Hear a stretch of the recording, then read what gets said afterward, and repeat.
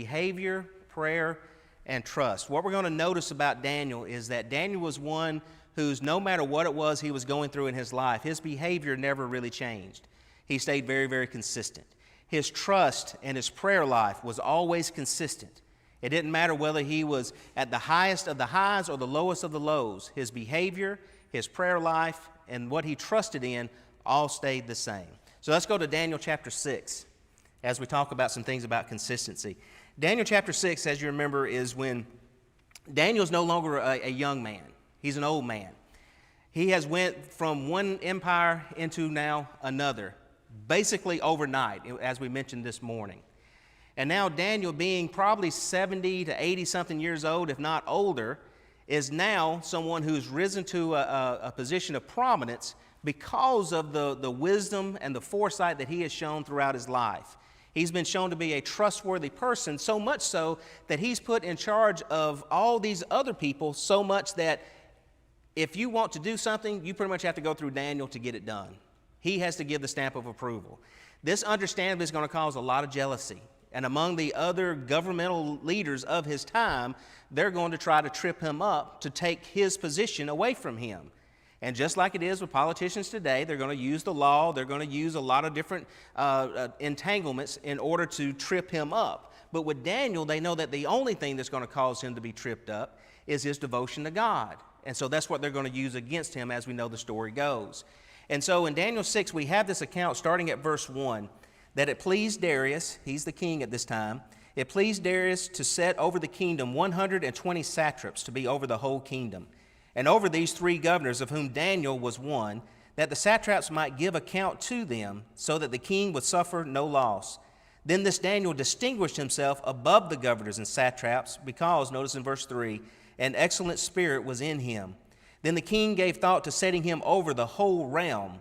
So the governors and the satraps sought to find some charges against Daniel concerning the kingdom, but they could find no charge or fault, because he was faithful, nor was there any error or fault found in him. Then these men said, we shall not find any charge against this Daniel, unless we find it against him concerning the law of his God. So these governors and satraps thronged before the king, and said thus to him, King Darius, live forever. All the governors of this kingdom, and administrators and satraps, the counselors and advisors, have consulted together to establish a royal statute and to make a firm decree that whoever petitions any god or man for 30 days except you, O king, shall be cast into the den of lions. Now, O king, establish the decree and sign the writing so that it cannot be changed, according to the law of the Medes and the Persians, notice, which does not alter. And that was one of the things that they were very well known for, that any law or decree was something that was inalterable.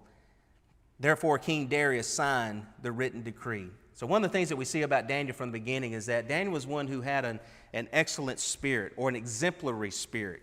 It was one that was so exemplary that not only was his work well known, but also the character behind that work. Notice that they did not just see that Daniel was one that was faithful in the execution of the duties that the king had given to him, but he was also one that was very devoted to his God. And they knew, because of the life that Daniel had lived, that if there's going to be anything that's going to trip him up, it's going to be this. In other words, Daniel has never shown any hint of wavering from his devotion to the God that he serves. And because of that, we know that he will not, no matter what we do, he will not go against the God that he serves. They know that already. And so that is the guaranteed way to make Daniel stumble. So the question comes to us then. Would the same be said of us? That is the guaranteed way to make us stumble. Pass some law, pass some decree, make some statement, push against us so much that we'd have to make a choice between serving man or serving God, and which one would we choose? Is our character so strong that people know that that is the absolute guaranteed way to cause us to trip up? Is our spirit that excellent within us? All of us have a soul, an immortal soul, made in the image of God. But not all of us possess an excellent spirit. An excellent spirit is one that is cultivated, and it is grown, and it's one that we always have to be on the lookout for how to improve upon it. I want us to go back to 1 Peter for just a moment, and notice a few other things that Peter says. 1 Peter chapter 2, and starting at verse 11. 1 Peter chapter 2, and starting at verse 11. What does it mean to have an excellent spirit? And as he is a child of God living in exile, and as a slave that has risen to prominence. 1 Peter chapter 2, starting at verse 11. Peter says, "Beloved, I beg you as sojourners and pilgrims, abstain from fleshly lusts which war against the soul, having your conduct honorable among the Gentiles." Was Daniel's that way? He was a sojourner and he was a pilgrim in that land, but his conduct was honorable even among the Gentiles, that when they speak against you as evildoers, they may, by your good works which they observe, glorify God in the day of visitation. Therefore submit yourselves. No doubt this is how Daniel was all of his life. Therefore submit yourselves to every ordinance of man for the Lord's sake, whether to king as supreme, or to governors as to those who are sent by him for punishment of evildoers and for the praise of those who do good. Daniel was one that no doubt, and he showed himself to be this kind of man his entire life, that when the king asked something of Daniel, Daniel spoke the truth. When Daniel was given a task, Daniel did the task, and he did it to the best of his ability. Daniel was one who sought the good of the nation, even of which he was been made a slave and been held captive by.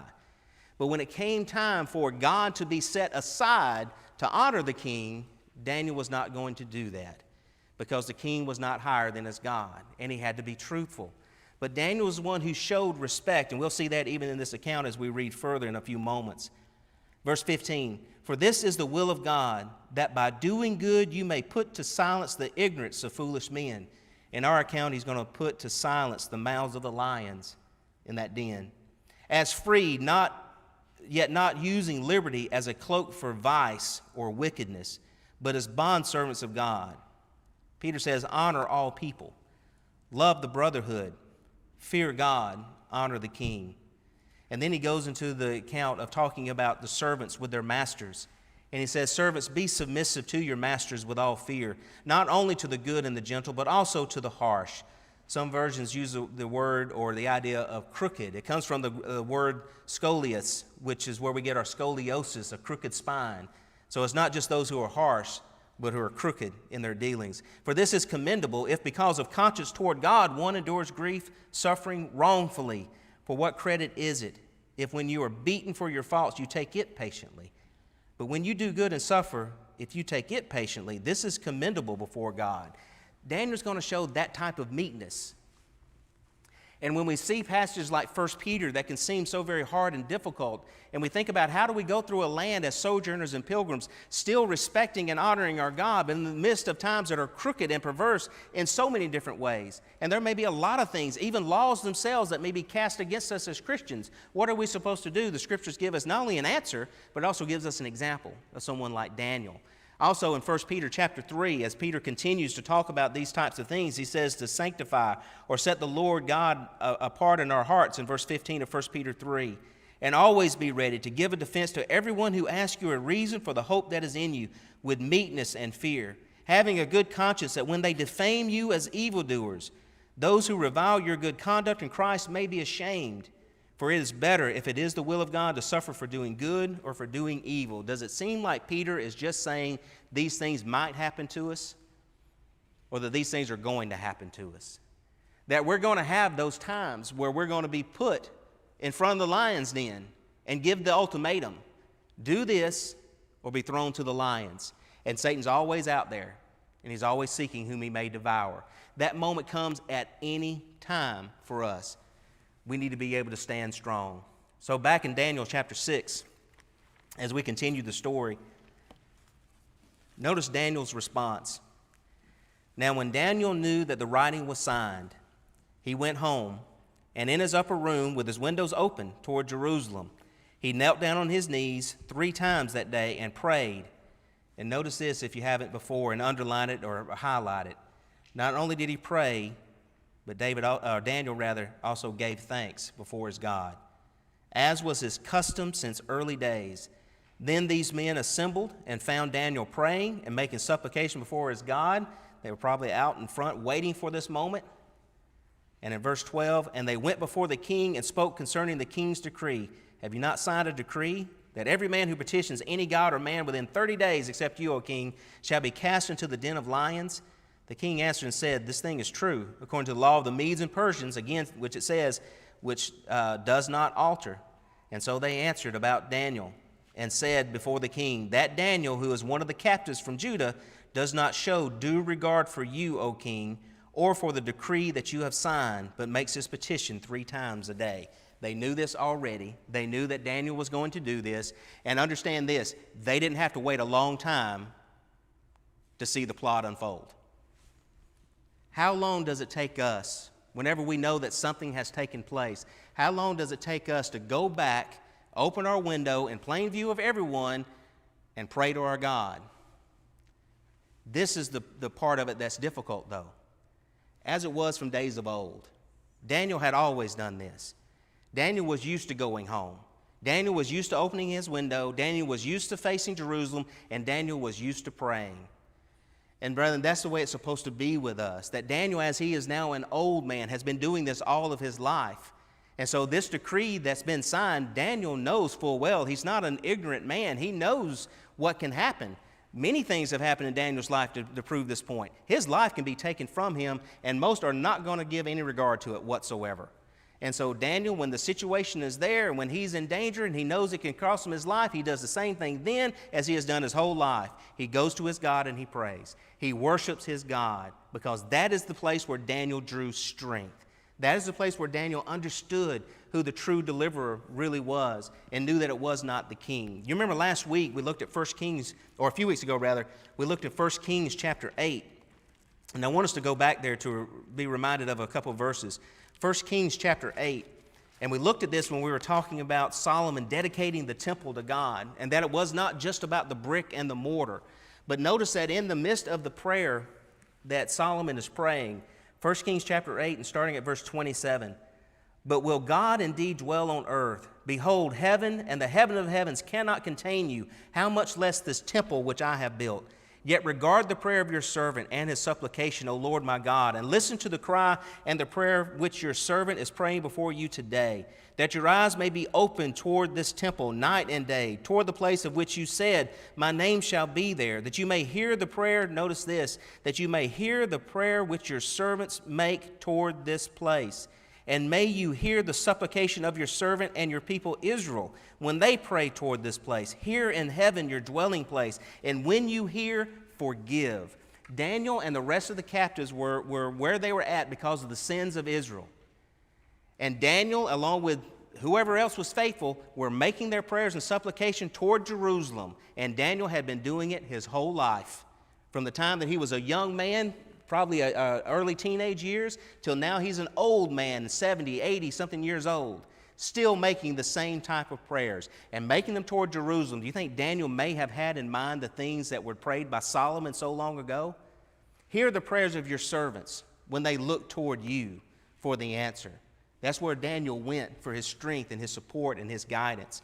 The same with us in Romans 12, verses 1 and 2, when Paul tells the brethren in Rome that they are to present themselves as a living sacrifice. He tells them and beseeches them to present their bodies a living sacrifice, holy and acceptable to God, and that is their reasonable service or worship, and not to be conformed to this world, but be transformed by the renewing of your mind, that you may prove what is that good and acceptable and perfect will of God. Daniel, by the actions that he took, proved what is the right thing, the good thing, the perfect will of God, because he was willing to offer himself completely because he had done it all of his life. This was not new for him, and it's something that he had done throughout his life. So for us, what do we do? In our moment of despair, in our moment of crisis, when the time comes where we have to make that hard decision, do we hold back and try to hold on to everything? Or is it in that moment of time that we offer our entire selves as a living sacrifice to God? What can I do for you? The problem is always, in the midst of this, we become so self-centered. We become so focused on myself and my problem, my issue, my circumstances, that I forget the God that I serve. That is the very moment of time where the sacrifice is it going to be a pure sacrifice? Or is it going to be one that's blemished, that's second best? Can I pray, like Paul says in Philippians 4 and verse 6, can I pray and not be anxious for anything, but in everything, with supplications and with, as Daniel did, thanksgiving, can I let my request be made known to my God? Can I focus on what I need to be focusing on, as Daniel did when he opened his windows toward Jerusalem, a place that he had not seen in nearly 70 years, and yet he could still face it and know that God's name was there. I appreciate what J.D. said around the table this evening to remind us about what it means to have a name and what the name of our God really means. Daniel opened his window and was not ashamed to let all the world know that no matter what had been signed or what had been done, and these people who were waiting out there to catch him and what he was going to do, let them catch me, because I am not going to change my routine. I am not going to change my custom, and I am going to worship my God no matter what the rest of the world thinks about it. You can throw me in jail, you can throw me to the den of lions, and I know that's what's going to happen, but I am going to pray to my God. That's what faith is about. That's what true trust is about, because Daniel understood where his deliverance came from. Daniel chapter 6, once again, and starting at verse 14. The king was not happy about what had happened. And the king said, when he heard these words in verse 14, was greatly displeased with himself. And he set his heart on Daniel to deliver him. And he labored till the going down of the sun to deliver him. The king could not find a single way for Daniel to be delivered. Daniel, I believe, was someone who no doubt knew this as well, that this decree of the king was something that could not be altered. We pointed out a moment ago that Daniel was one who gave thanks before his God. On this particular night, when it seemed hopeless, what would you be thankful for? What would be the prayer of thanksgiving to God? The king stays up all night trying to figure out a way, and he cannot. Then these men approached the king and said to the king, "Know, O king, that it is the law of the Medes and Persians that no decree or statute which the king establishes may be changed." So the king gave the command, and they brought Daniel and cast him to the den of lions. But the king spoke, saying to Daniel, and this to me is almost comical. The king knows Daniel's going to be thrown into the den of lions. This den of lions is not a place a person walks out of. So he's going to be killed. And yet the king, when he throws Daniel into the pit of lions, he says this, "Your God whom you serve continually, he'll deliver you." And then the stone is put over the place and brought unto the mouth of the den. And the king sealed it with his own signet ring and with the signet of his lords, that the purpose concerning Daniel might not be changed. Now the king went to his palace, and he spent the night fasting. And no musicians were brought before him. Also his sleep went from him. Then the king arose very early in the morning and went in haste to the den of lions. And when he came to the den, he cried out with a lamenting or grieved voice to Daniel. The king spoke, saying to Daniel, "Daniel, servant of the king, has your God whom you serve, has he delivered you?" And when you see the way that the king was, I'm afraid sometimes that's the way that we are. That we say to one another, the God you serve will deliver you. And then maybe we check a few days later and say, has he delivered you? Daniel did not go into the den of lions thinking the same way the king did. Daniel knew his life may be taken, and I believe that Daniel was no different than Shadrach, Meshach, and Abednego. If this is it, so be it. But let it be known, I'm not going to bow down to some human king. I serve the Lord God. If he chooses to deliver me, so be it. But if not, so be it. And I believe that's where Daniel was at. Daniel said to the king, "O king, live forever. My God sent his angel and shut the lion's mouth, so that they have not hurt me, because I was found innocent before him. And also, O king, I have done no wrong before you." Now the king was exceedingly glad for him, and commanded that they should take Daniel up out of the den. So Daniel was taken up out of the den, and no injury whatever was found on him. And this is why, because he believed in his God. Daniel believed in his God. And this was the way that Daniel had lived his life. You remember in chapter 1 and verse 8, when they bring in the eunuchs and trying to give them the king's delicacies, and Daniel along with his three companions, they say, "We're not supposed to have these things." Please test us with something else. Let us eat the vegetables and things that would be okay for us to eat and come back later and see. But he made it, and he resolved within himself that he was not going to do these things. A life of consistency starts with that moment that we decide, I will not touch this world's delicacies. No matter what they may be, if these are the things that are off limits to me as a child of God, no matter what that may be, I will not touch those things.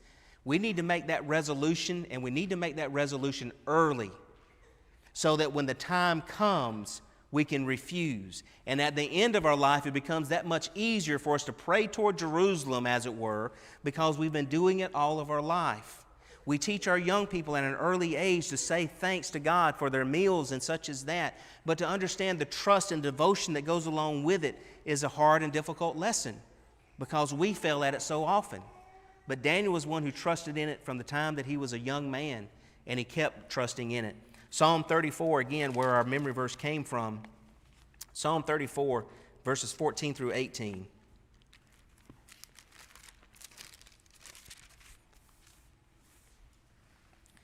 Depart from evil and do good. Seek peace and pursue it, as our memory verse says.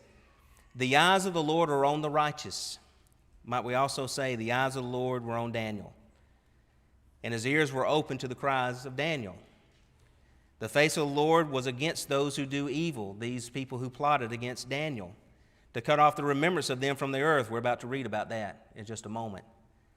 The righteous cry out. Daniel cries out, and the Lord hears. The Lord delivers them out of them all, just as he did with Daniel from their troubles. The Lord is near to those who have a broken heart and saves such as have a contrite spirit. When we read the Psalms and how beautiful they are and know that they are songs to be sung and they have an emotional tie attached to them, it's a lot more than just making a person, and it's not meant to just make a person feel good about things. It is what has really happened in the life of David. It is really what happens in the life of Daniel. It's what really happens in the life of so many of the scriptures, of the heroes we read about in the scriptures. And brethren, these are the things that happen to all of us constantly, that we can have trust and devotion in our God that we serve. His eye is upon us. He listens to the cries of his saints. He answers the prayers of the brethren.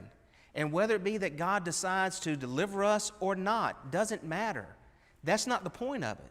The point is this: in the end, I'm going to be delivered. Whether I live to be an old man or whether the lions tear me apart, I know I'm going to be fine in the end. And so I can face things with much more confidence. I can shine as a light and be someone who's a good example before others, and it's not something that would be difficult for us to do. In 2 Chronicles 16 and verse 9, there's an expression that's used there about the eyes of the Lord running to and fro, much like it talks about the lion who is walking to and fro, seeking whom he may devour. The eyes of the Lord are running to and fro to watch out, to look after those who are his, for the godly, for the righteous, for the saints. God is watching us, and we need to make it our habit to constantly and continually go to him in prayer. Is it my first reaction? Is it my first response to what I'm going through? And lastly, we see that there is a tremendous effect that comes along with Daniel's example. Daniel believes in God. Daniel 6 and verse 23 at the end. He believed in his God. Verse 24, Darius the king gave a command and brought those men who had accused Daniel, and they cast them into the den of lions, them, their children, and their wives. And the lions overpowered them and broke all of their bones in pieces before they ever came to the bottom of the den. There were some hungry lions. The face of the Lord is upon those to deliver the righteous, but it is against those who do evil. Then King Darius wrote, to all peoples, nations, and languages that dwell in all the earth, peace be multiplied to you. I make a decree that in every dominion of my kingdom, men must tremble and fear before the God of Daniel, for he is the living God and steadfast forever. His kingdom is the one which shall not be destroyed, and his dominion shall endure to the end. He delivers and rescues, and he works signs and wonders in heaven and on the earth, who has delivered Daniel from the power of the lions. And so Daniel, it says at the end of chapter 6, This Daniel prospered in the reign of Darius and in the reign of Cyrus the Persian. Daniel prospered in these things. But notice the example that he set. We talked about Romans 12, offering ourselves as a living sacrifice to God, proving what is that good and acceptable, that perfect will of God. That's exactly what Daniel did. Daniel stood strong in the midst of the persecution that was there, in the midst of false accusations, in the midst of unfairness, in the midst of all that had happened to him. Daniel reacted to it the same way, with the same consistency he had his entire life. He prayed to his God. He trusted in his God. He gave himself to his God. And whatever came to be, because Daniel was going to be just fine. And God sent an angel to stop the mouth of the lion, because the eyes of the Lord are upon the righteous, and his face is set against those who practice evil. And that's the lesson that the world heard that day. And so the decree of the Medes and the Persians, which cannot be changed, God destroyed that decree and said, you can make all the decrees that you want. It doesn't mean you're going to get one of my servants, because God's the one who delivers. And God is the one that even Darius admitted nothing can change what his will is. So that's the lesson for us from Daniel and the lion's den. I hope it's one that's encouraging to you. My question that I want to leave with you tonight is, would you have made it through that night? Would my faith have been strong enough?